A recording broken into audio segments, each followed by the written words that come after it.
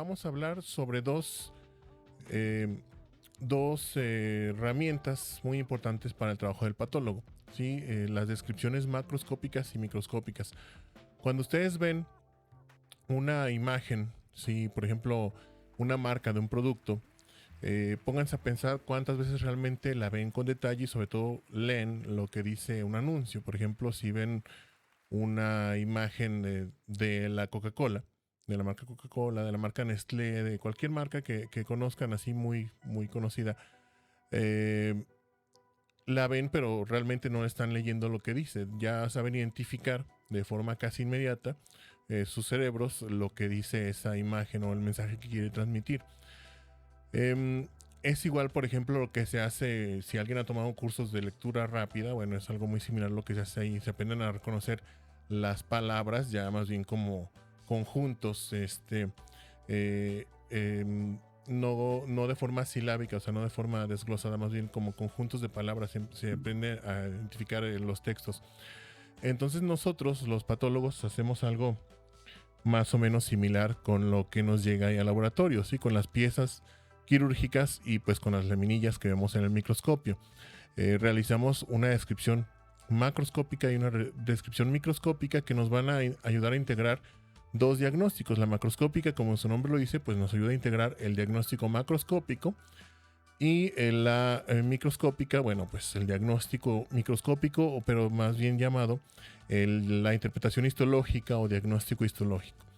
La primera es muy importante porque el diagnóstico macroscópico, más o menos, no tengo el dato exacto, pero porque realmente no lo hay de forma confiable, pero más o menos alrededor de un 90% de las veces cuando el estudio macroscópico se hace de forma adecuada, ¿sí? Se registran bien todas las características de la pieza quirúrgica que se está estudiando, el diagnóstico macroscópico va a coincidir con el diagnóstico microscópico.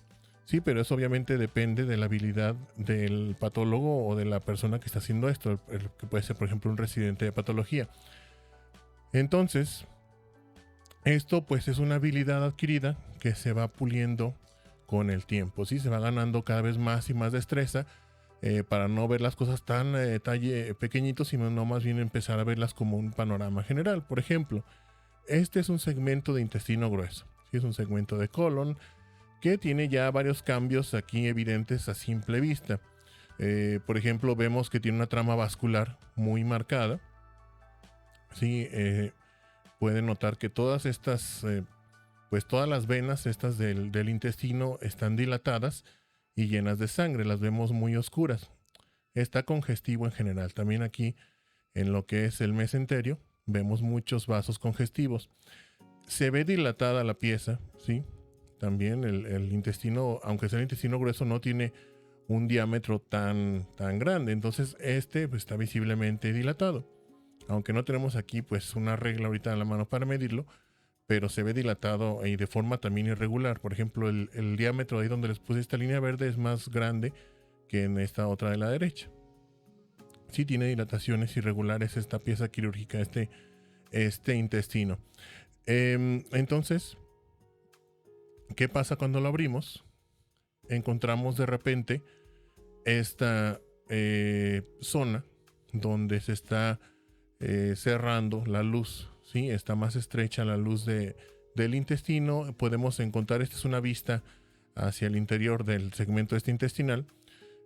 Podemos notar también cambios en la mucosa de un lado y del otro de esta zona de oclusión o suboclusión. Mande. Disculpe por interrumpirlo, pero es que no me aparece la presentación y creo que otra compañera tampoco. Deberían estar viendo mi pantalla, nada más mi recuadro en grande. Es que no le pongo en compartir pantalla, no sé si... bueno, ¿no se ve? no me sale. A ver, ¿alguien más tiene este problema de que no se pueda? Bueno, si me ven a mí ahorita, perdón, si me ven aquí en la cámara. Yo sí veo, profe. Ajá. Si me pueden ver aquí en la cámara, nada más es de buscarle en los 3 puntitos a mi recuadro y, bueno, no sé, hacerle doble clic a mi recuadro y se va a hacer grande. Creo que tiene la opción de ponerlo también mi recuadro de la cámara, donde estoy ahorita en pantalla completa, y así es como van a visualizar correctamente la presentación, porque yo no pongo la opción de compartir pantalla, yo mis escenas las cambio pues aquí. Ay, Nada es que más. todavía no me... Déjame, vuelvo a salir. Ah, ok. Gracias. Inténtalo otra vez. Te esperamos un minutito, Dani. Sí, es que ya me salí, ya me metí, ya lo fijé a usted y no puedo. ¿A mí me puedes ver cuando estoy así en la cámara? Aquí. No me parece la E. Mm, a ver, déjame intentar desactivar y activar mi cámara. Sí, no, ahorita me cambio de dispositivo. Ok. Bueno, Muchas de todos modos gracias. nos avisas si sigues con problemas. No te preocupes, por nada. Gracias. Bien. Bueno. Les decía, vamos a seguir en esta diapositiva un poquito mientras Dania se reconecta. Podemos notar esta zona de suboclusión, una zona de estrechamiento del diámetro de este intestino, y podemos ver pues varias diferencias, ¿sí? De un lado y del otro de esta oclusión. Por ejemplo, bien, del lado derecho van a notar ustedes que los pliegues que tiene la mucosa del colon, este sería un pliegue, están más gruesos, y la mucosa tiene un aspecto como si fuera empedrado. ¿Sí? Aquí puse otro pliegue que está más lejos, otro aquí están más gruesos. Si los vemos, si los comparamos con los del lado izquierdo, los del lado izquierdo están más delgaditos y son menos. ¿Sí? Aquí están 2 o 3 muy delgaditos y tenemos una zona muy amplia aquí enseguida donde no hay pliegues. Esto que nos dice, bueno, que en este segmento del lado izquierdo hay dilatación comparado con el del segmento derecho. Acuérdense que el tránsito a través del intestino es en un solo sentido de forma normal. Entonces con esto podemos identificar cuál es el segmento proximal a esta obstrucción. El segmento proximal sería el segmento de la izquierda. ¿Por qué? Porque la obstrucción esta va a hacer que se dificulte el tránsito intestinal, que aumente la presión del lado izquierdo de la parte proximal del intestino y este se empieza en consecuencia a dilatar, ¿sí? Entonces, bueno, esto ya nos ayudó. Esta visualización correcta o detallada de esta pieza quirúrgica nos ayuda a por lo menos orientar la pieza con su extremo proximal y su extremo distal. Estoy viendo aquí en el chat que Evelyn también tiene problemas para visualizarme. Si no me pueden visualizar, no se preocupen. Esta clase, así como está ya ahorita, se está grabando. Entonces la voy a subir al YouTube ahorita mismo, en un ratito más, en cuanto acabemos. Y pues ya estaría disponible a partir de mañana. Así es que si no me pueden ver, pues no se me estresen. Sí, no se van a perder de todos modos de la clase. Igual, no está esto como para ponerlo como podcast, pero si lo quieren dejar ahí de fondo, adelante. Bien, aquí lo importante no es determinar nada más cuál es el segmento proximal o distal. Lo importante es determinar qué es esto de aquí, esta parte que está causando la obstrucción o esta lesión, le vamos a llamar. Yo, con la experiencia que ya he adquirido a través de los años, pues lo puedo identificar fácilmente como una tumoración maligna, ¿sí? Como una lesión muy, muy sospechosa de pues cáncer de colon, aunque no puedo tener la certeza absoluta, ¿sí? Esto podría ser secundario, por ejemplo, a una inflamación localizada ahí en el colon que haya causado este estrechamiento, porque vamos a ver cuando revisemos el tema de inflamación que la inflamación causa alteraciones en los tejidos y puede causar, en el caso del intestino, estrechamiento del mismo. Entonces, esto nada más de verlo así, pues para mí es muy sospechoso de cáncer de colon. Esto ya es un corte transversal de esa zona de estrechamiento. Si se fijan, si nos regresamos, aquí donde estoy pasando mi cursor ahorita, alcanzamos a notar las capas del intestino, ¿sí? De la pared intestinal. Podemos ver en color amarillo, bueno, en color rosa, vamos a poner la parte más interna, sería la mucosa. Y pues de una vez la submucosa, y le estamos rayando las dos. Después, en color amarillo, la muscular, esta que se ve más oscura y con líneas estriadas como si fueran peldaños de una escalera. Y después tenemos la serosa. Es la muscular, de hecho se extiende hasta acá. Y tenemos después la serosa en color verde, ¿sí? Si se fijan, estamos viendo esto en capas. Del lado izquierdo también lo podemos notar. ahí donde está el círculo verde, pero esas capas están más adelgazadas por esa dilatación del segmento de intestino. ¿Qué pasa en este corte transversal que podemos ver en la siguiente imagen? Estas capas se pierden. Deberíamos de poder verlas. De hecho, las vemos parcialmente en la porción superior de este corte. Miren, aquí está otra vez. Ahí está la muscular, la mucosa y la serosa un poquito más afuera en color azul. Pero en esta zona central, ¿sí? Donde está ese estrechamiento ya más marcado, todo esto de aquí, ya no podemos nosotros observar esas capas. Esto para mí es aún más sugestivo de una lesión neoplásica maligna, de un cáncer de colon o de un carcinoma. ¿Por qué? Porque yo ya sé que los carcinomas invaden los tejidos y los modifican macroscópicamente. Entonces, con esto ya prácticamente estaría yo seguro de que esto es una neoplasia maligna. Pues la más común es el carcinoma. Aquí estoy viendo estamos viendo otro corte histológico, otro corte macroscópico del mismo tumor. Está encerrado en puntos rojos. Aquí en la figura esta más grande, pues la porción del tumor, ahora sí, lo que ya podemos identificar como tumor, qué parte de la circunferencia en este corte abarca. Pero aquí lo importante son dos cosas. Una, esta pequeña proyección del tumor hacia el tejido adiposo, ¿sí? Esa puede ser un indicativo ya con el contexto de que esto es un tumor en mente, que esto se está extendiendo más allá de la capa muscular del colon hacia el tejido adiposo pericólico. Y el nodulito que está aquí encerrado en un óvalo rojo arriba, este de acá, ese es muy sugestivo de una metástasis del cáncer de colon a un ganglio, porque los ganglios ya sabemos que son redonditos, que están bien delimitados y definitivamente no tienen este color blanquecino que de hecho es igual al tumor principal. Entonces esto puede ser muy indicativo de que ya hay metástasis a un ganglio. De hecho voy a quitar las líneas, las flechas que puse acá arriba, voy a quitar una. ¿Por qué? Porque ahí está a un ladito un ganglio que no está invadido por el tumor. Este ganglio pequeñito le vamos a poner unas flechas de color rosa. Miren, véanlo cómo es una porción de tejido redondita como un huevo y se ve de un color más o menos gris, ¿sí? O café grisáceo.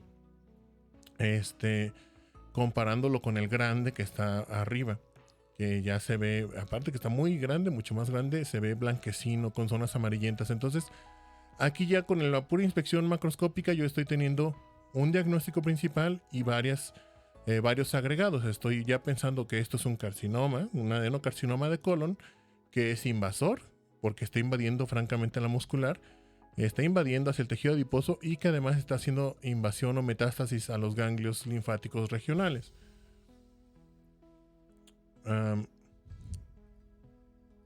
Bien. Bueno, ya esto nada más sería pues como para complementar la imagen anterior. Esta es una fotografía del corte histológico justamente de esta pieza quirúrgica, de este corte macroscópico, y pues ahí están en puntos negros rodeado el tumor, cómo está invadiendo la muscular. De hecho, se puede ver en esta zona inferior un nido de células tumorales que está metido entre las fibras musculares. De aquí. Podemos identificar las fibras musculares como esas. Pues tienen forma de fibras, ¿verdad? Están alargadas y están siendo separadas por el edema que está causando este tumor. Entonces, es parte de la muscular del colon. Y justamente acá en el lado izquierdo arriba, donde está el círculo negro, vemos desde lejos aquí el tejido teñido con hematoxilina se ve igualito a lo que está en el tumor principal. Entonces, eso efectivamente es una extensión del tumor hacia un ganglio linfático. Este otro ejemplo, este es otro segmento de intestino. Este es intestino delgado con un pedacito de intestino grueso. Esta es una colectomía del lado derecho, ¿sí? Esto está en el ciego, una parte de colon ascendente y un segmento también de íleon distal. aquí nos llaman la atención pues varios hallazgos que son en parte parecidos a los del caso anterior, pero no son iguales. Por ejemplo, hay zonas de estrechamiento. Si se fijan, hay varias zonas de estrechamiento desde el ilion. Bueno, aquí está doblado. Además de que estas zonas de estrechamiento se acompañan de una modificación en la serosa. La vemos como si tuviera granitos esta serosa. Y pues aquí el segmento de intestino grueso no tiene alteraciones muy evidentes. Pero ¿qué pasa al hacer el corte macroscópico? Sí, al abrir esta pieza. Esta es la zona de la válvula ileocecal. Acuérdense que es la estructura que separa o que comunica, vamos, el ilion con el ciego y el colon ascendente y regula el tránsito intestinal. Entonces, esta pues está visiblemente engrosada. Esta es una fotografía de cerca porque ese engrosamiento de los tejidos de aquí de la válvula está dado a expensas de la presencia de estas lesiones nodulares. Todas estas bolitas de color blanquecino, que ahorita que las estoy marcando ya las han de poder delimitar mejor, están por todos lados. Sí, entonces aquí hay muchas que se parecen mucho a las bolitas que veíamos en la superficie de la serosa del colon. Esto ya no parece un carcinoma. De entrada, no estamos 100% seguros, podría ser todavía. ¿Por qué? Porque pues los carcinomas usualmente ulceran la mucosa, en el caso del intestino. Entonces, toda esta zona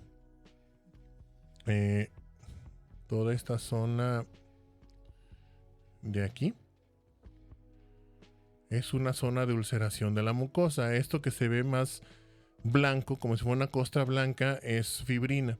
¿Sí? Entonces aquí hay una úlcera grande justamente en la porción de la válvula ileocecal, que es donde surgen muchos carcinomas del colon derecho. Entonces no quitamos ahí todavía el dedo del renglón, pero nos abrimos a otras posibilidades diagnósticas por el hecho de tener este tipo de lesiones nodulares con esa distribución difusa en el intestino. Entonces, ¿qué hay que hacer aquí? Pues ahora sí comparar o corroborar lo que vimos a simple vista en el estudio macroscópico con lo que se ve en el microscopio.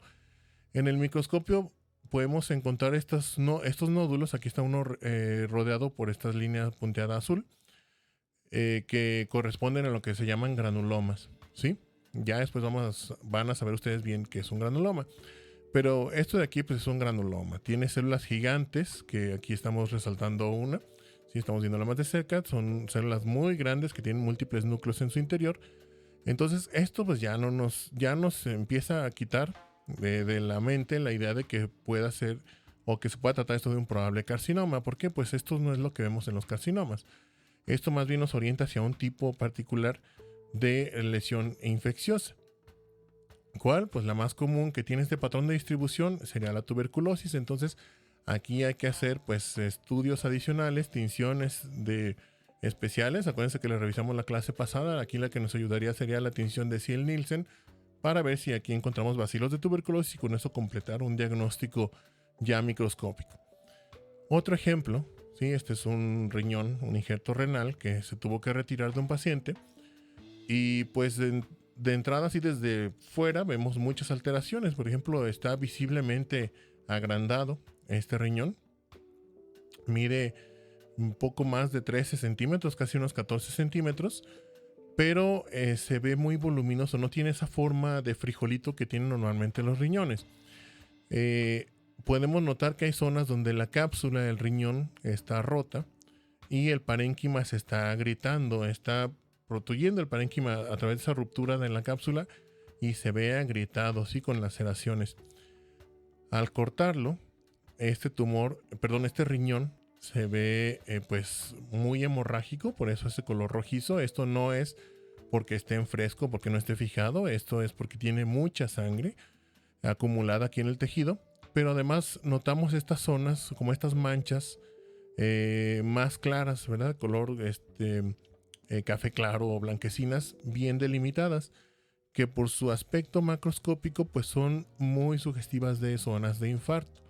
Entonces tenemos un riñón que es de un paciente trasplantado que está todo lleno de sangre, se ve congestivo y tiene zonas de infarto. Con estos datos y agregando el hecho de que es un paciente trasplantado, pues podemos integrar ya un diagnóstico macroscópico que es de un probable rechazo. ¿Sí? Muy probablemente un rechazo, pero un rechazo de tipo humoral o mediado por anticuerpos. Ya después van a saber bien qué es eso. ¿Sí? Cuando veamos lo que es el sistema inmune, van a entenderme bien a qué se refiere eso de un rechazo mediado por anticuerpos, pero básicamente es un rechazo del órgano mediado por la parte del sistema inmune que produce inmunoglobulinas. ¿Sí? Entonces, pues ya tenemos nosotros una expectativa de lo que vamos a encontrar en el microscopio, que es la presencia, por ejemplo, de células inflamatorias dentro de los glomérulos, que aquí pues las estamos encontrando. ¿Sí? Todas estas son células inflamatorias dentro de un glomérulo, causando lo que se llama glomerulitis. Además, células inflamatorias dentro de los capilares que están entre los túbulos, los llamados capilares peritubulares, causando la llamada capilaritis peritubular. La presencia también de pues zonas con cambios isquémicos, por ejemplo, estos túbulos renales donde las células epiteliales se ven muy eosinófilas, no tienen ya núcleos algunas, o tienen cambios, lo que le llamamos cambios reactivos en los núcleos, que ya lo van a conocer bien después. Bueno, son datos de isquemia, ¿sí? En el tejido. Algunas partes de algunos cambios en este tejido se pueden visualizar mejor con tinciones especiales. Por ejemplo, esta es una tinción de Paz donde podemos resaltar los vasos capilares que están entre los túbulos, los capilares peritubulares. Aquí está uno, con el Paz podemos contornear bien su pared y pues están llenos de células inflamatorias. Todas esas bolitas de color morado que están dentro de estas estructuras que estoy marcando son células inflamatorias. Entonces, obviamente quien está queriendo interpretar esto ya debe saber o debe tener en mente que cuando se presenta un rechazo humoral que se ve macroscópicamente muy parecido a lo que ya se vio en fresco en este riñón, se van a encontrar esas células inflamatorias en los glomérulos, entonces causando glomerulitis, y aquí en los capilares causando capilaritis peritubular. Sí, entonces así es como nosotros hacemos ese trabajo de conjuntar lo macro con lo micro o observar bien la parte macroscópica para hacernos un panorama mental de lo que vamos a ver en el microscopio. Entonces, a esto es a lo que le llamamos descripción macroscópica. Es una descripción concisa de las características físicas de un espécimen. Sí, por ejemplo, en el caso de este riñón, pues sus características serían sus dimensiones. Se puede registrar su peso, aunque en el caso del riñón no es tan relevante, ¿sí? Ni en vísceras huecas. Hay otros órganos donde sí es importante el peso, como la próstata, el hígado, por ejemplo, el vaso. Además, sus características como el aspecto de su superficie, que si tiene, por ejemplo, estas natas como pequeños filamentos, son depósitos de fibrina que están sobre la cápsula renal, en la coloración que tiene, cómo se ve al corte, si se puede visualizar correctamente el parénquima renal, o si tiene cambios de coloración, si tiene zonas de hemorragia o zonas de congestión vascular, etc. Todas esas serían las características físicas de este espécimen. Se deben evitar incluir características normales en la medida de lo posible. Es decir, que por ejemplo si nos regresamos al caso del colon, que tenía un tumor, pues no aporta mucho que yo diga cómo es, por ejemplo, la grasa de aquí que no tiene alteraciones, que diga que es de color amarillo, que tiene un aspecto lobulado, porque eso pues no aporta para el diagnóstico macroscópico ni para el microscópico. No me va a hacer sospechar nada que yo describo en tejido normal. Entonces, en la medida de lo posible se debe evitar incluir características normales y datos negativos solamente si es relevante, ¿sí? No me aporta nada también que, por ejemplo, diga yo que no hay, en este riñón, que no encuentro litos, o sea, piedritas dentro del riñón, que no encuentro granulomas, porque yo no espero ver granulomas aquí, que no encuentro lesiones neoplásicas o lesiones de aspecto tumoral, porque no es en lo que yo estoy pensando. Entonces eso no me aporta nada. Hay ocasiones en las que sí es bueno o sí es conveniente poner datos negativos. Por ejemplo, en los casos, ya no me voy a regresar, en los casos que pusimos de lesiones intestinales, tanto la infecciosa por tuberculosis como la tumoral por cáncer de colon, sí es bueno decir que no encontramos, por ejemplo, perforaciones de la pared. ¿Por qué? Porque en el caso del tumor eso nos modifica el estadio clínico, y en el caso de la lesión, la enfermedad infecciosa, la tuberculosis, nos puede hacer pensar en un diagnóstico diferente, como una enfermedad inflamatoria intestinal. Entonces esto pues solamente sí es relevante. Bien, entonces este estudio macroscópico detallado, pues dijimos, es lo que nos va a orientar a qué buscar, ¿sí? Qué buscar en el microscopio. El patólogo no agarra la laminilla nada más y dice, bueno, yo creo que esta, o sea, ¿cómo explicárselos? Creo que ya lo mencioné en la clase pasada, pero hay personas o incluso otros médicos que tienen la idea de que, por ejemplo, el cáncer se ve de un color, lo benigno se ve de otro color, o que las células tienen una forma determinada, muy específica, si son malignas o si son benignas, y realmente no. Vemos muchas variaciones en los patrones morfológicos del tejido. Entonces, el aspecto macroscópico es lo que nos va a orientar a qué buscar. Por ejemplo, cuando yo veo esta vesícula biliar, lo que estamos viendo aquí en esta fotografía es la superficie interna de una vesícula biliar, y todas estas morilitas de color amarillo son litos, ¿sí? Son piedritas de la vesícula. Lo que se ve como una alfombra de color verde con puntilleo amarillo así finito es la mucosa. Entonces, al ver yo este puntilleo, yo esperaría ver atrapados dentro de la lámina propia de la mucosa de esta vesícula grupos grandes de macrófagos con citoplasma espumoso, justamente como se ven en esta imagen. Sí, integrando entonces con esto el diagnóstico microscópico de colesterolosis, que es un cambio que se encuentra en las vesículas, muy frecuentemente en las vesículas biliares que tienen litos. Sí, son pues la colesterolosis es la presencia de estas células espumosas que son macrófagos que ingirieron colesterol y están atrapados aquí ya inmóviles en la lámina propia, esperando a que ese colesterol los termine de intoxicar para morirse, y después lleguen otros macrófagos a volverse a comer ese colesterol y seguir perpetuando este ciclo de inflamación. En el caso de pues lesiones neoplásicas, también una correcta descripción macroscópica o abordaje también macroscópico me puede ayudar a diferenciar de entrada una lesión benigna de una maligna. ¿Sí? Si yo veo esto, por ejemplo, en una lesión de mama, al ver que se trata de una lesión de aspecto tumoral, pero que está bien redondita, tiene un color homogéneo, blanquecino, no tiene zonas de hemorragia, se ve que protruye ligeramente el parénquima, yo espero encontrar formaciones como lengüetas de tejido estromal que están rodeadas por epitelio ductal de la mama, justamente como lo vemos aquí. Sí, estas lengüetas de tejido conectivo y que están siendo bordeadas por epitelio de tipo mamario. Esto es un fibroadenoma y es una neoplasia benigna. Por el contrario, si yo veo esto en una muestra de mama, pues inmediatamente voy a pensar, o lo primero que se me viene a la mente es un carcinoma. Hay lesiones de la mama que pueden confundirnos con carcinomas, es decir, esto podría ser una lesión benigna, pero lo primero que debe venírseme a la mente y que debo descartar es un carcinoma, por el simple hecho de que esta lesión pues es muy irregular y se ve que está infiltrando hacia el parénquima mamario que está alrededor, ¿sí? Y pues ya siguiendo la línea de ese probable carcinoma que tengo en mente, lo más común que yo encontraría sería la formación de ductos revestidos por células neoplásicas, justamente como en esta imagen. ¿Sí? Vemos estructuras ductales, estas luces que parecen glándulas o conductos alargados algunos, y que están metidos dentro del estroma con un patrón infiltrativo. Esto es un carcinoma invasor de la mama y se corresponde esto microscópico con la imagen macroscópica.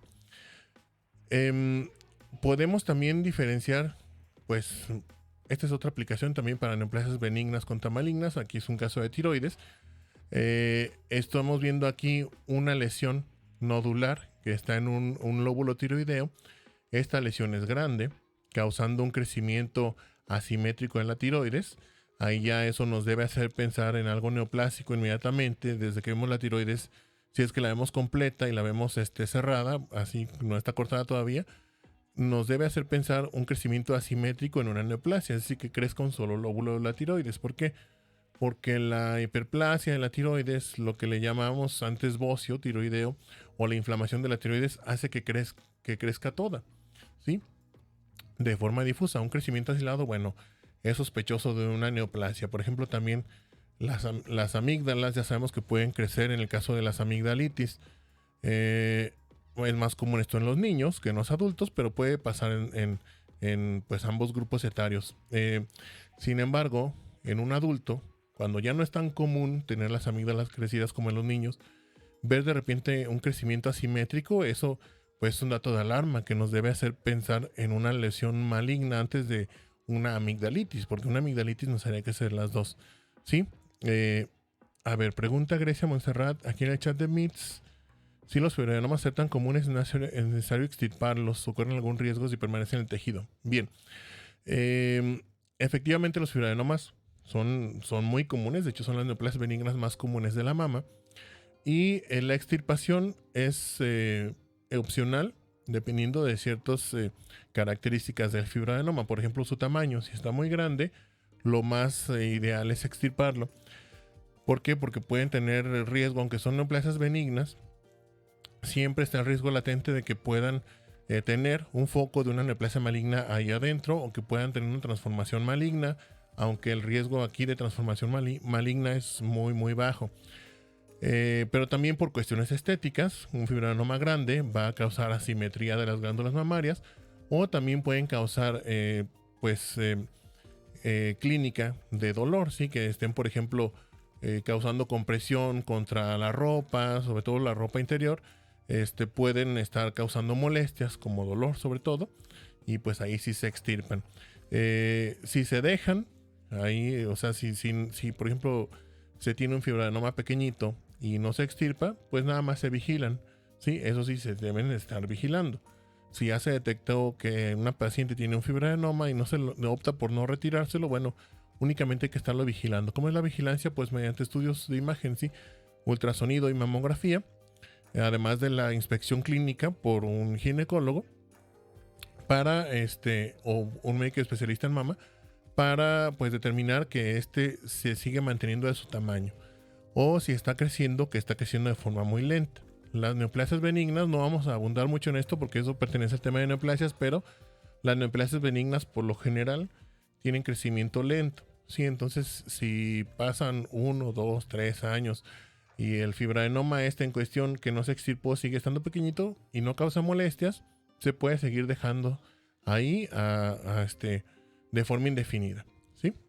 Bien, entonces en el caso, regresando aquí a esta diapositiva, por nada Grecia, regresando a esta diapositiva, en el caso de una lesión de la tiroides con estas características macroscópicas, una lesión nodular, sólida, ¿qué quiere decir sólido? Que no tiene espacios en su interior, está toda llena de tejido, ¿sí? No hay que confundir sólido con duro, ¿sí? Duro es una consistencia, es lo que sentimos al palparlo, pero aquí es algo sólido, ¿sí? Entonces vemos que tiene una cascarita de color blanco alrededor. Esta lesión está encapsulada. Esto ya nos trae un par de diagnósticos principales, ¿sí? Lo que esperaría yo encontrar serían muchos folículos tiroideos de tamaño variable, muy probablemente pequeñitos, que están separados del resto del tejido por una cápsula fibrosa, justo como se ve en esta imagen, ¿sí? Vemos del lado izquierdo la lesión, en este caso que es una neoplasia, que está compuesta por muchos folículos pequeñitos y que está separada por esta banda delgadita de tejido conectivo. Esto de aquí sería la cápsula de la neoplasia y lo de acá es tejido normal. Tejido tiroideo normal, donde vemos ya folículos, estas formaciones que parecen glándulas, pero mucho más grandes. Y esto pues nos da dos posibilidades diagnósticas, les decía, un adenoma o un carcinoma folicular de la tiroides. ¿Cómo hacemos el diagnóstico diferencial? Bueno, eso ya lo vamos a ver después cuando hablemos de patologías de la tiroides. Un caso muy distinto sería algo como esto. Esto también es una resección de un lóbulo tiroideo, pero estamos viendo una lesión sólida y quística, ¿sí? Es una lesión redondita que está hueca, pero tiene unas áreas aquí sólidas como crecimientos en el interior y sobre todo estos crecimientos tienen aspecto papilar. Nosotros le llamamos un aspecto papilar a lo que crece como si fueran las frondas de un arbusto, ¿sí? Que crece como ramificándose. Esto es un crecimiento papilar. Entonces, si se fijan, aquí estamos viendo algo muy parecido en esta zona, ¿sí? Todo esto es un área papilar muy grande dentro de esta lesión quística. Entonces, esto ya no nos deja muchas posibilidades. Por ejemplo, aquí ya se nos quitaría de la mente la posibilidad de una neoplasia benigna. Lo que vamos a intentar descartar inmediatamente es un carcinoma papilar de tiroides, que pues esta es su imagen más común. Entonces, pues en el microscopio lo que estaríamos buscando es esto, ¿sí? Formaciones papilares con ramificación jerárquica, es decir, que vemos proyecciones de tejido que se van ramificando, empezando por unas que están muy gruesas, que serían papilas de primer orden, después papilas más delgaditas, que serán las de segundo orden, y después otras más delgadas todavía, que serán en tercer orden. A eso le llamamos ramificación jerárquica, y esto es muy indicativo de las neoplasias malignas cuando tienen patrón papilar. Pero aquí esto no es definitivo de un carcinoma de tiroides. Al acercarme a ver los núcleos de las células, aquí yo esperaría encontrar tres cosas, ¿sí? Bueno, cuatro. Una es encontrar células, vamos a poner por aquí una celulita de la tiroides, que tengan sus núcleos así redonditos, y que adentro de esos núcleos encontremos nosotros burbujas o mande. Está dibujando y como se ve su pantalla, Ok. está dibujando para abajo. Ay, de veras estoy... Déjenme mejor repetir eso acá. Les decía, una celulita de la tiroides que tiene su núcleo, de aquí, su núcleo redondito o de forma ovalada, y que en ese núcleo pues vamos a ver nosotros una burbujita o una especie de burbuja que tiene el mismo color del citoplasma, ¿sí? Ese sería un cambio que yo esperaría encontrar aquí en esta tiroides. Otro es que veamos células también neoplásicas que tienen núcleos también redondos o de forma ovaladita así, pero que esos núcleos tienen la membrana de ese núcleo, que es la cubierta que lo rodea, está doblada en la parte media y le da un aspecto como de granito de café, ¿sí? Ese sería otro cambio nuclear. Otro sería que el tercero más común, que encontremos nosotros, vamos a poner aquí otra célula epitelial del tumor, que encontremos no, déjenme que encontremos nosotros, vamos a empezar al revés, núcleos, bueno, células que tienen sus núcleos, pero vamos a poner ahí el núcleo y el citoplasma de la célula, pero el núcleo lo vemos así, como si estuviera vacío, ¿sí? Lo vemos muy blanco. Entonces, si nosotros encontramos estos tres cambios, ¿sí? En diferente proporción, o sea, no importa, no tenemos que verlos iguales en la misma cantidad, pero estos tres ya nos van a completar a nosotros el diagnóstico de carcinoma papilar de tiroides. Entonces, en esta imagen, por ejemplo, miren, las puntitas estas de flecha nos están señalando esas burbujas que les dije dentro de los núcleos, que tienen el mismo color del citoplasma de las células. Se ven rositas esas burbujas. Ahí está una, ahí se ve un núcleo. Estoy encerrando el puro núcleo. Ahí está otro con su burbujita. Otro más aquí abajo, miren, que se parece mucho al que había dibujado. Hay varios realmente. Entonces allá tenemos un tipo de cambio en los núcleos. Aquí podemos ver, además de los núcleos así con burbujas, voy a cambiar el color porque hay mucho rosa aquí. Ahí está uno con una burbuja pequeñita. Vemos núcleos que también tienen esa línea en el centro que les da un aspecto de granito de café. o núcleos que están completamente huecos, como si estuvieran vacíos, si los vemos muy blancos. Cuando tenemos ya esto en conjunto con la formación de papilas y con el aspecto macroscópico, pues ya podemos nosotros hacer un diagnóstico de certeza de un carcinoma papilar de tiroides. El estudio macroscópico también nos ayuda a diferenciar tumores. En estos dos casos que puse de tiroides y de mama, diferenciamos algo benigno de algo maligno en la mama, algo potencialmente benigno de algo maligno en la tiroides, y también pues esto puede aplicar para diferenciar tumores malignos entre sí. Por ejemplo, este tumor de testículo es un tumor maligno, ¿sí? ¿Cómo sé yo? Pues porque obviamente esto les dije, con la práctica se va adquiriendo. Yo ya conozco el aspecto de varios tumores, no de todos, pero de varios tumores testiculares. ¿Por qué? Porque nuestros libros así vienen, o sea, nos hablan de un tumor y no nada más nos dicen cómo son sus células, nos dicen cómo se ve macroscópicamente. Entonces, en este caso, el testículo, o lo que queda del testículo, es todo esto que está acá, que se ve como más de color amarillo ocre. Lo estoy pintando de color naranja, ¿sí? O de color como café, con un aspecto muy granular. Es el testículo residual. Y en lo que está arriba es el tumor. Aquí el testículo está abierto por la mitad como si fuera un libro. Entonces todo esto que se ve más blanquecino es un tumor testicular, que es un tumor maligno.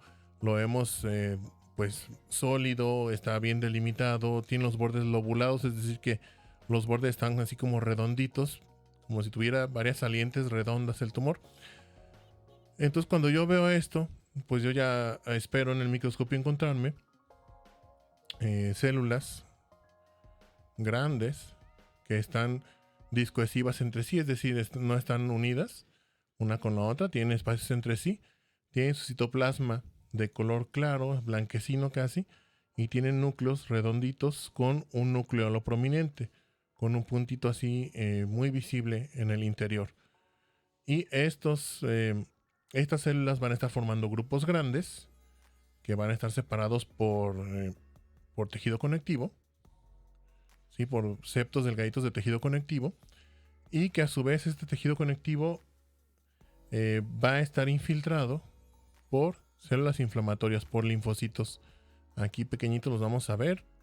Los linfocitos son de un tamaño constante, son redondos y pequeñitos comparados con las células neoplásicas. ¿Qué pasa? Pues tomamos un pedacito de este tumor, lo metemos al proceso histológico, y cuando lo vemos al microscopio encontramos justamente lo que les estaba dibujando, ¿sí? Células que tienen mucho histoplasma, pero este histoplasma es claro, lo vemos de color blanco prácticamente. Únicamente se observan los núcleos que tienen un punto muy marcado ahí en el interior, es un nucleolo, y podemos ver aquí de este lado, del lado izquierdo, ese estroma, este tejido conectivo que les dije, y en su interior hay muchos linfocitos, ¿sí? Estas células pequeñitas que están pues con núcleos redondos e hipercromáticos y todos del mismo tamaño. Todos estos son linfocitos. Entonces esto es un seminoma, ¿sí? Es un seminoma, es un tumor maligno del testículo que pues ya con el de estarlo viendo constantemente pues podemos saber que este es su aspecto macroscópico. Este es otro ejemplo de un tumor también maligno de testículo, pero se ve muy diferente al seminoma. Si se fijan, este tiene un color muy homogéneo, además de que es usualmente más grande ese tumor. Este es un tumor pequeñito que tiene pues cambios de coloración en su superficie. Tiene zonas rojas, otras grises, otras blanquecinas. Las rojas corresponden principalmente a zonas de hemorragia. Y pues cuando lo vemos esto al microscopio, vemos un tumor muy diferente.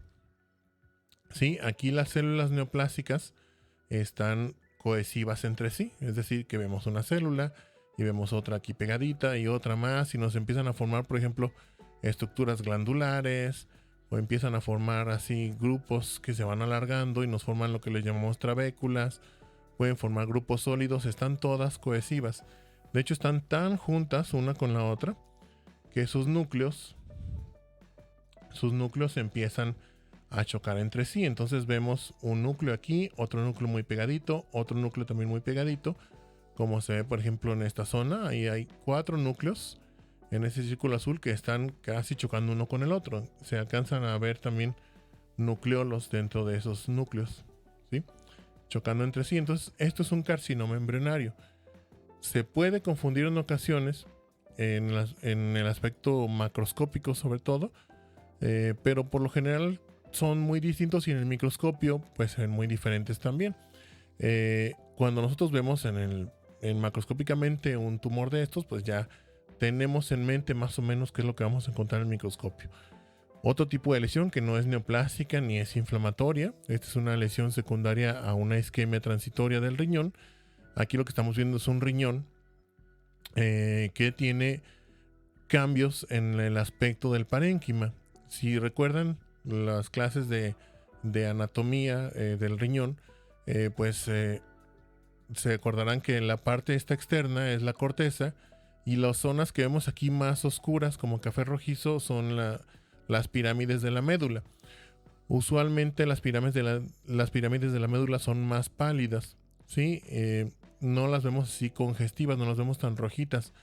Esto pues nos dice que hubo una lesión aquí de tipo vascular, la sangre no fluyó de forma adecuada hacia el riñón y empezó después a hacerse congestiva la médula renal. Esto lo vemos solamente en lo que le llamamos necrosis tubular aguda. Entonces, al ver esta imagen macroscópica, yo ya empiezo a hacerme una imagen mental de pues parénquima renal que tiene cambios hipóxicos en los túbulos, sí, y cambios reactivos. Entonces vemos aquí un ejemplo de esto, es de una biopsia renal, pero que tiene la misma afectación. Los glomérulos, aquí en este caso estamos viendo uno, no tienen alteraciones relevantes realmente, sino que la alteración aquí está en los túbulos y en parte del intersticio. Por ejemplo, voy a encerrar aquí en color verde algunos túbulos que tienen alteraciones en la morfología del epitelio, visto aquí desde un aumento moderado. Este es un seco débil. Entonces se puede ver que las células del epitelio de esos túbulos se están desprendiendo, algunas están anucleadas, diciéndonos que aquí pues las células están teniendo un proceso ya de muerte, ¿sí? Si nos acercamos más podemos ver algunos túbulos que tienen las células epiteliales muy planitas, casi completamente planas, ¿sí? Se ven cúbicas. A esto le llamamos simplificación del epitelio y es parte de los cambios morfológicos que se ven en la necrosis tubular aguda. Células epiteliales que también están hinchadas del citoplasma, lo vemos el citoplasma como si tuviera burbujas así de color blanco, porque pues son cambios que va sufriendo la célula conforme va padeciendo de isquemia. Entonces, esto es secundario a un evento isquémico transitorio del riñón, pero que causa a veces un daño tan severo que ocasiona la pérdida del riñón, como en este caso. Usualmente, el flujo de la información aquí es que empezamos con lo macro y concretamos con lo micro. Pero en ocasiones vamos a hacerlo a la inversa. Sobre todo cuando no tenemos nosotros la pieza quirúrgica completa, ¿sí? Ahí a nuestra disposición, como cuando nos mandan biopsias pequeñitas. Por ejemplo, esta es una biopsia de colon y lo que podemos observar es que pues aquí en la mucosa colónica hay criptas, algunas regulares como esta, pero otras que están irregulares, están torcidas, tienen ruptura parcial y aparte las vemos muy escasas. Sí, vemos algunas aquí como de lado, otras muy cortitas aquí. Usualmente nosotros deberíamos ver las criptas del colon así, una a un lado de la otra, de forma más o menos paralela. Entonces aquí vemos una desorganización muy evidente. Y esta desorganización está acompañada de un aumento muy muy significativo de la celularidad en la lámina propia. La lámina propia es ese tejido conectivo que le da sostén al epitelio de una mucosa, en este caso la mucosa del colon. Entonces, todo esto que estoy pintando de color azul es parte de la lámina propia. Y si continuáramos, por ejemplo, hacia acá, van a ver que en toda esta parte hay muchas células. No estamos tan cerca del tejido, pero sabemos que son células porque son bolitas de color morado. Con la tinción de hematoxilina y eosina ya sabemos que lo que se pinta así son los núcleos. Entonces, hay muchas células aquí. Y esas células pues no tienen aspecto de ser ni células neoplásicas ni de microorganismos. Estas son células inflamatorias. Esto, si nos dicen, por ejemplo, que el paciente tiene diarrea crónica, lo estaríamos poniendo en el contexto de una enfermedad inflamatoria intestinal. De esa hay dos tipos principales, lo que le llamamos colitis ulcerativa crónica indeterminada y la enfermedad de Crohn, ¿sí? CUSI o Crohn. Entonces, con una sola biopsia no podemos hacer nosotros diagnóstico diferencial entre ellas porque van a tener casi lo mismo. Van a tener mucha inflamación en la lámina propia, las criptas del colon van a estar irregulares, van a tener células inflamatorias en su interior formando los llamados abscesos crípticos, o sea, pueden tener todo esto las dos. Pero hay datos macroscópicos que nos ayudan a determinar cuándo se trata de un caso y cuándo de otro. Aquí en el caso de cuando nos mandan biopsitas, pues esa descripción macroscópica nos la proporcionaría quien tomó las biopsias, es decir, el endoscopista, sí, o el gastroenterólogo que tomó las biopsias de colon, el proctólogo, sí, cualquiera que haya tomado las biopsias. Entonces, dependemos de la descripción que nos digan cómo se vio el colon. Si nos dicen que el colon, aquí ya estamos viendo una pieza quirúrgica representativa, que el colon tenía inflamación y ulceración de la mucosa de forma constante de distal hacia proximal y que se detenía en un punto y a partir de ahí ya no había alteraciones en la mucosa, entonces esto es compatible con CUSI. En cambio, si nos dicen que el colon tenía zonas de ulceración y de estrechamiento irregular entremezcladas con zonas de mucosa sana, pues esto es más sugestivo o más compatible con una enfermedad de Crohn. Sí, vamos a ver los detalles de una y otra ya en su capítulo correspondiente. Entonces, esa correcta visualización y descripción de lo que vemos al microscopio, que es lo que vamos a conjuntar con lo macro, pues es la descripción microscópica. Y esta es la que nos va ya a integrar de forma definitiva, obviamente apoyada en algunas ocasiones por los estudios especiales, ya del diagnóstico, ¿sí? Del diagnóstico histopatológico o la interpretación histológica. Entonces, esta se hace de forma muy parecida a la descripción macroscópica, pero vamos a escribir lo que vemos a nivel microscópico. Entonces, aquí pues nosotros debemos ser observadores, obviamente, y debemos tener también la habilidad de hacer una descripción coherente y ordenada, ¿sí?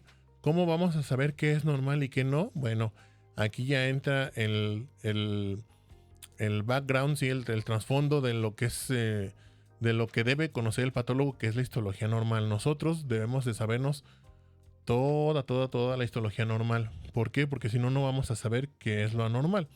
Sí, entonces vamos a hacer una descripción concisa de la morfología microscópica del espécimen que estamos estudiando.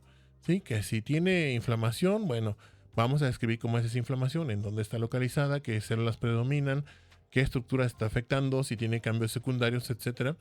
Si son células, si es una neoplasia, por ejemplo, cómo son esas células, qué forma tienen, qué tanto citoplasma, si están cohesivas o si están discohesivas, si forman alguna estructura, si están localizadas, si están invadiendo, cómo son sus núcleos, cómo es su cromatina, que es el material que está dentro del núcleo, etcétera.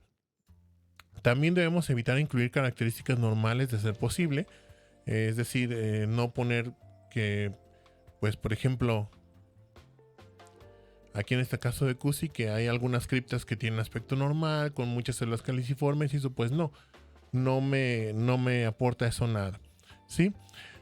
Los datos negativos también incluirlos solo si es relevante. Esto va a depender mucho de la patología que se está diagnosticando.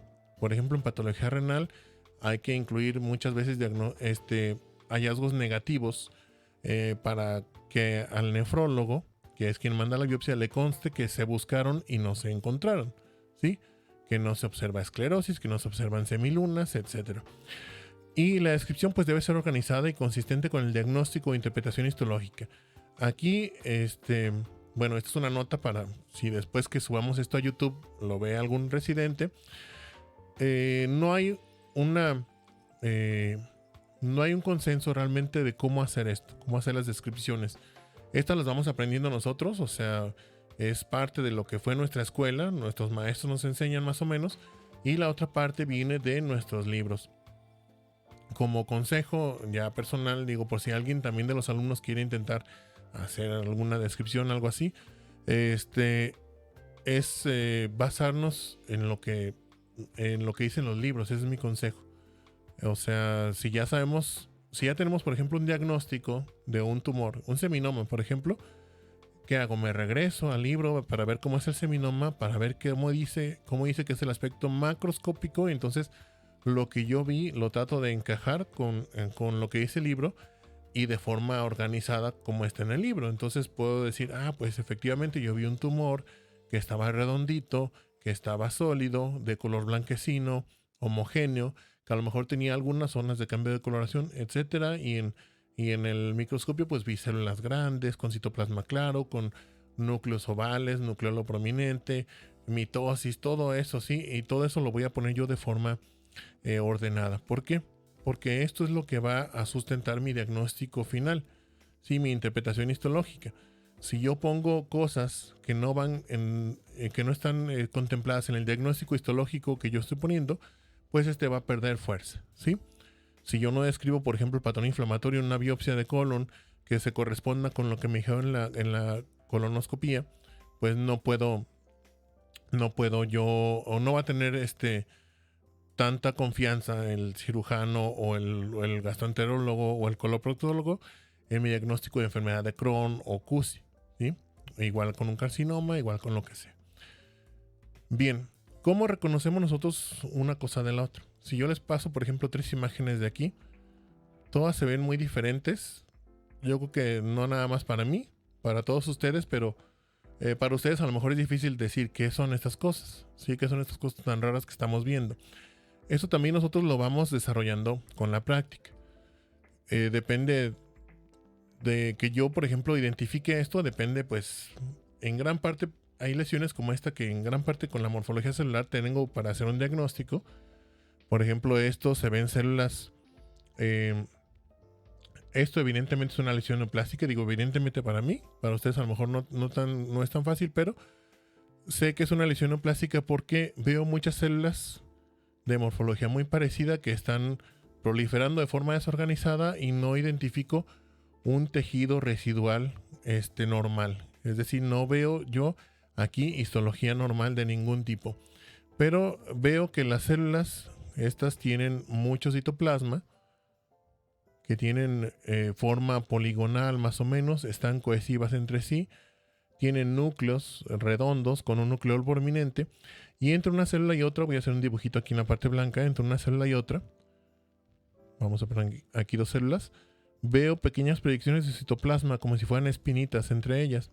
Estos son llamados desmosomas. Entonces con esto, más las zonas estas que parecen como remolinos, aquí donde se remolinan las células y se ven más rosas, más eosinófilas acá también, son áreas de queratinización. Entonces con esto, pues yo puedo hacer un diagnóstico de un carcinoma de células escamosas. ¿De dónde? ¿Quién sabe? Porque no sé de dónde es esta biopsia.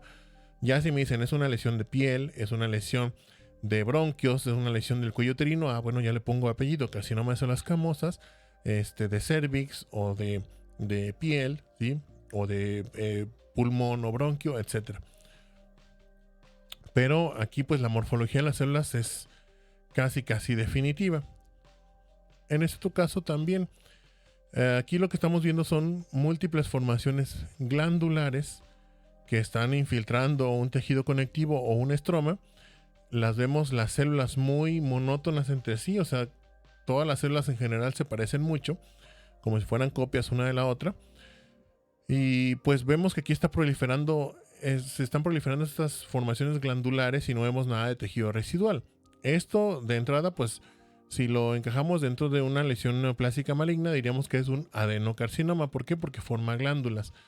Pero ya si me dicen que esto es una muestra de próstata, bueno, yo ya comparo lo que estoy viendo aquí con lo que yo conozco de la próstata normal y con lo que yo conozco del cáncer de próstata. Entonces, de cáncer de próstata,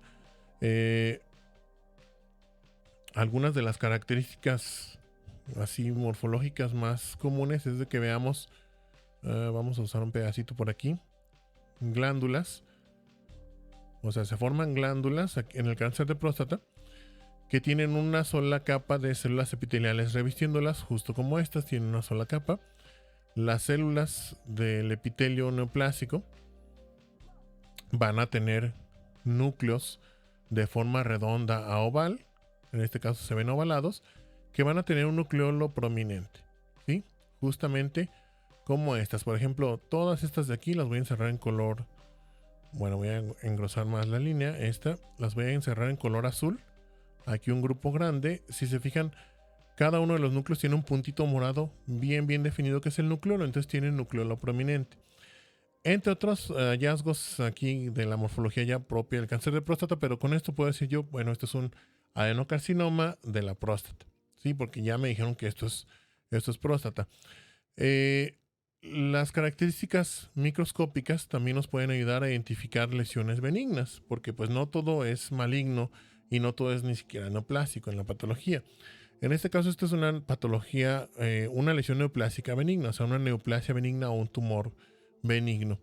Si me dicen que esto estaba en el cuerpo uterino, bueno, yo puedo ver que está formado por células que están alargaditas, es decir, las células del primer caso, voy a rayar debajo de mi foto, voy a rayar del otro lado. Las células del primer caso estaban así, poligonales.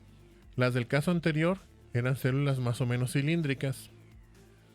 Aquí las células están alargadas, ¿sí? Alargadas y están formando fascículos al unirse una con la otra. No podemos ver bien los bordes del citoplasma aquí. Únicamente distinguimos los núcleos. Sí, los núcleos los podemos ver así alargaditos, con forma, les llaman como de cigarro, ¿sí? O de cigarro de esos de los habanos, de los puros. Y están más o menos orientados en una dirección. De repente nos encontramos núcleos que se ven bien redondos, pero en grupo. Y eso es porque esas células están viniendo en otra dirección. Aquí ya más o menos vamos entendiendo lo que es la tridimensionalidad del tejido, expresada de forma bidimensional en un corte. Si yo tengo una célula que es alargada como esto y la corto de esta forma, la voy a ver así larguita y su núcleo también va a estar ovalado. Pero si esta célula la giro 90 grados, ahora la voy a ver redonda. Sí, la voy a ver redonda y su núcleo va a estar redondito también. Entonces todo esto va a ir variando dependiendo de cómo esté la célula posicionada en el tejido. Aquí en este caso, esta neoplasia, unas células van en una dirección, otras células van en otra dirección y se entrecruzan, otras vienen hacia nosotros, otras se van alejando y por eso vemos múltiples formas en las células neoplásicas aquí. Pero pues podemos determinar que por lo menos los núcleos se ven muy parecidos entre sí. Si agarramos varios núcleos que tienen la misma orientación, tienen el mismo tamaño promedio, la cromatina se ve igualita, es decir, la coloración entre todos estos núcleos es más o menos homogénea. No vemos como que resalten núcleos muy grandes o muy pintados así muy oscuros, no vemos mitosis, no vemos hemorragia ni nada. Esto es consistente con un tumor benigno, que es el más común también porque nos vamos por frecuencia obviamente. Decimos, ¿qué es lo más común en el útero? ¿Un carcinoma bien raro? Pues no, lo más común de tumores de este tipo, con este tipo de morfología, pues es un leiomioma, un tumor benigno que deriva del músculo liso, que es justamente este caso. Si vemos neoplasias como estas, esto pues, obviamente es una lesión neoplásica porque pues, no se parece a nada de tejido normal, ¿sí? Nosotros no tenemos en ningún lado tejido que sea 100% normal con esta morfología, entonces esto es una neoplasia. Pero esta es una neoplasia muy particular que pues tiene células que están cohesivas formando nidos pequeñitos. Sí, se están formando estos pequeños nidos. Por ejemplo, aquí hay uno. Este de aquí es uno. Aquí está formando otro más o menos alargadito. Aquí otro más. Todos estos están separados por una red de vasos sanguíneos.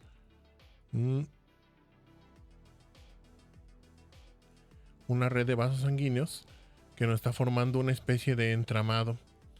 ¿Sí? Se va como ramificando. Se va ramificando para formarnos un entramado como si fuera una malla. ¿Sí? Parecida a lo que le llaman malla de gallinero. Algo como esto, que son las mallas que pueden ver en los corrales así para aves. Entonces, la trama vascular, es decir, los vasitos nos están haciendo algo parecido a esto. Las células tienen citoplasma claro, tienen núcleos con nucleolo prominente. Y si ya nada más nos dicen esto es en riñón, bueno, decimos un carcinoma de células renales de células claras. Si no nos dicen que es en riñón o nos dicen que no está en riñón, pues la pura morfología de las células nos ayuda a decir que esto es un carcinoma de células claras, porque hay muchos carcinomas de células claras en varios tejidos. Ya de qué tipo específico será o de dónde, pues quién sabe. Necesitaríamos hacer pruebas complementarias y también pues complementar con la clínica y la imagen. La morfología de las células también puede ser, y su distribución puede ser muy parecida entre neoplasias benignas y malignas, y aquí es donde debemos observar con mayor detalle para hacer la distinción. Esto es, por ejemplo, es una lesión de la piel, una lesión que está pigmentada, que todos nosotros tenemos varias de este tipo. Esto es lo que le llamamos los clásicos lunares, y este es un nevo. Ahí encerré un grupito de células que están pigmentadas, se ven más cafés si las comparan con las demás. Las demás no tienen tanto pigmento, aquí hay otras que se ven así más cafés. Entonces eso es lo que le da su coloración a los lunares, su coloración más oscura. Un aumento de la melanina en estas células. Estas células derivan de los melanocitos. Los melanocitos son las células que le dan esa coloración característica a la piel, el llamado fototipo. Entonces, los melanocitos aquí están formando grupos pequeñitos que están organizados y están, bueno, no están organizados realmente, están aquí dentro de la dermis. Pueden a veces estar aquí en la unión de la dermis y la epidermis, pueden estar, como en este caso, únicamente en la dermis, pueden estar más profundos, etc. Ay, perdón, estoy viendo reacciones acá. No sé si dije algo gracioso. Bueno, les decía, esto pues es un nevo, ¿sí? Todos tenemos realmente.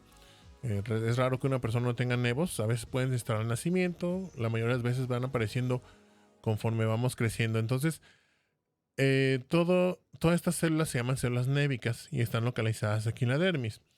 Si se fijan aquí, todas, por ejemplo, están en la dermis. La epidermis está libre. La epidermis sería toda esta parte de acá arriba.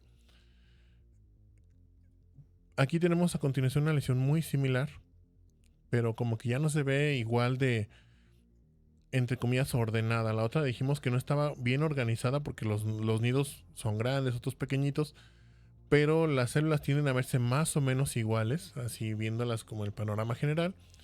Pero aquí como que ya vemos como que algo se nos sale de la norma. O sea, vemos de repente que hay células que están haciendo grupos muy grandes acá en la dermis, como ese que está en color verde. Pero después vemos algunas que están haciendo grupos pequeñitos en la unión dermoepidérmica. La unión dermoepidérmica, además, aquí no está muy claro dónde quedó. Vemos toda distorsionada la epidermis. Y hay otras que están incluso infiltrando hacia arriba, hacia afuera de la epidermis, como si quisieran salir de aquí de la piel. Vemos ya por todos lados estas células neoplásicas. Vemos algunas con pigmento, pero con mucho pigmento, ¿sí? Estas que están aquí abajo, junto a este grupo grande de células que encerré en verde o que resalté en verde, vemos muchas células pigmentadas. Acá abajo vemos otras que están muy oscuras, tienen mucho pigmento melánico. Y si vemos todo esto ya a detalle, y a gran aumento, vamos a encontrar lo que le llamamos en conjunto atipia nuclear, atipia citológica. Variación en el tamaño del núcleo, la presencia de núcleo prominente, el cambio o la variación marcada en el tamaño y forma de las células. Entonces, esto pues ya nos hace un diagnóstico de un melanoma. ¿Sí? Esta es una neoplasia maligna, el nevo es una neoplasia benigna. Ambas derivan del mismo tipo de células, pero tienen características morfológicas que son muy distintas. ¿Sí? Y que con el tiempo nosotros nos vamos enseñando a identificar. Todo esto que hemos visto hasta ahorita, así en general, es lo que ustedes más o menos van a terminar pudiendo hacer al final de las clases. Sí, es la intención que se tiene, que ustedes puedan más o menos identificar. No crean que van a salir expertos, nadie sale experto en un semestre, pero yo les aseguro que más de alguno va a poder identificar por lo menos una lesión cuando la vea así en una vista, a lo mejor no a tanto aumento como esto. Decir, pues esto parece algo maligno, o esto parece algo benigno, o esto parece algo inflamatorio, o esto parece algo neoplásico, etcétera. Sí, entonces es de lo que se tratan este tipo de descripciones, todo este tipo de distinción entre un diagnóstico y otro, entre un diagnóstico de tipo inflamatorio, degenerativo, neoplásico, neoplásico benigno, neoplásico maligno. Esto se logra mediante las descripciones pues adecuadas, ¿sí? Tanto macroscópicas como microscópicas. Bien, creo que este es un último ejemplo de neoplasias. No, es cierto, tenemos dos más. Esta es una neoplasia de músculo liso que ya habíamos visto, un leiomioma. Todas estas células alargaditas son células de músculo liso. Y pues esto, si nos dicen que está en cuerpo uterino, pues ya tenemos únicamente con ver esto el diagnóstico. Pero si nos dicen que está en cuerpo uterino y vemos de repente las células como estas, si se fijan ahorita, si pasamos entre una imagen y otra, empezamos a notar diferencias, ¿sí? Aunque estemos apenas arrancando aquí la materia, empezamos a ver diferencias que son más notorias de lo que a lo mejor ustedes pueden creer que identifican. Por ejemplo, vean estos núcleos que resaltan, estos que están muy grandes, que se ve como si tuvieran muchas burbujas adentro, como si estuvieran divididos en su interior los núcleos. A esto le llamamos pleomorfismo nuclear. Si se fijan, hay algunos núcleos pequeñitos, otros están muy grandes, tienen formas irregulares, ya no se ven alargaditos con forma de puro o bien redondos, y tienen muchas variaciones. Además vemos algunos, sí, como este, por ejemplo, este de aquí, vamos a poner de otro color la flecha, en azul tal vez, este de aquí, este de aquí, que están mucho más oscuros que el resto, son núcleos hipercromáticos. Y aparte podemos observar estos no son núcleos de células, esos círculos azules representan figuras mitóticas, son mitosis, sí, pero son mitosis de morfología aberrante o mitosis atípicas. Esto ya está gritándonos aquí que esto es una neoplasia maligna. Vemos mucha celularidad, las células tienen alterada la morfología de sus núcleos, vemos mitosis que están atípicas. Si no estamos convencidos todavía, bueno, encontramos también necrosis, esta zona que se ve más clarita, sea más rosa, es un área de necrosis, esta de aquí. Sí, aquí los núcleos de las células se borraron, vamos, la cromatina se desnaturalizó y ya no se pintó con la hematoxilina porque las células aquí están muertas, están necróticas. Entonces, cuando nosotros encontramos necrosis y hemorragia en una neoplasia, pues ahí hay que buscar con más ganas las características de algo maligno, porque la necrosis y hemorragia tiende a verse usualmente más en lo maligno. Con esto, este es el mismo tumor, ¿sí? Es la misma neoplasia de la imagen anterior. Esta área de necrosis, junto con esta morfología nuclear y estas mitosis, ya nos hace el diagnóstico de algo maligno. Algo maligno que deriva del músculo liso. Las células retienen algo de su forma original. Entonces, esto en vez de llamarse leiomioma, se va a llamar leiomiosarcoma. ¿Sí? Entonces, ahí estamos diferenciando dos neoplasias diferentes. Una benigna y una maligna nuevamente, pero de otro tejido diferente que no es epitelial, como ya habíamos visto, por ejemplo, en la tiroides o en la tiroides y en cuál otro, en la mama, ¿sí? Entonces, tanto para tejido epitelial como para tejido mesenquimal, como es este caso,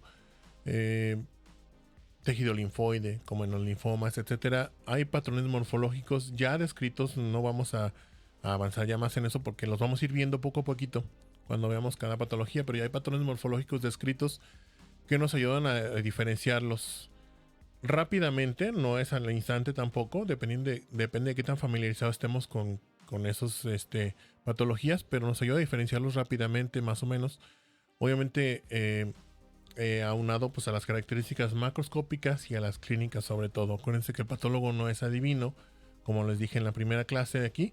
Nosotros dependemos pues tenemos que conocer la morfología normal y pues otros muchos datos y la clínica, etcétera.